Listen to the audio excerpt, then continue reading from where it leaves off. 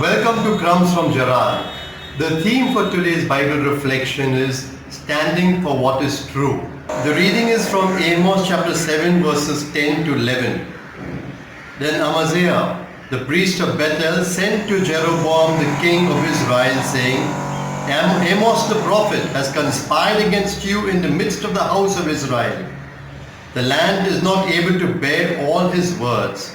For thus says Amos, Jeroboam the king shall die by the sword, and Israel must go into exile away from his land. There were two kinds of prophets in Israel, the true prophet and the false prophet.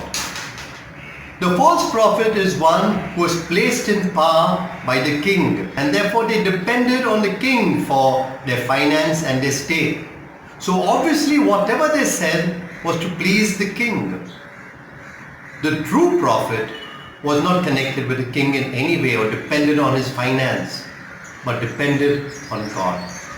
He became a prophet because the Lord called him, and thus whenever he spoke, he said, "Thus says the Lord," and he said what was true, no matter what the consequence. Amos was a true prophet of the Lord, and he spoke of 7 deadly sins of Israel, and he attacks the higher-ups of society, the merchants, the landlords, the judges, the priests, the prophets of the king, and the king himself.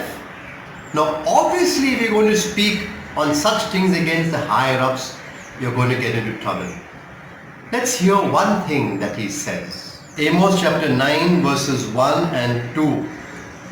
I saw the Lord standing beside the altar, and he said, "Smite the capitals until the thresholds shake, and shatter them on the heads of all the people. And what are left of them I will slay with the sword. Not one of them shall flee away." Now because he spoke the truth, and even attacked the king and said the king will die and the people will be sent to exile, he was shunted out, told to leave Israel and go away. And we don't know what happened to him in the end.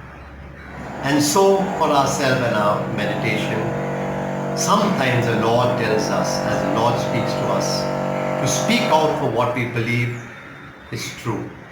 Are you ready?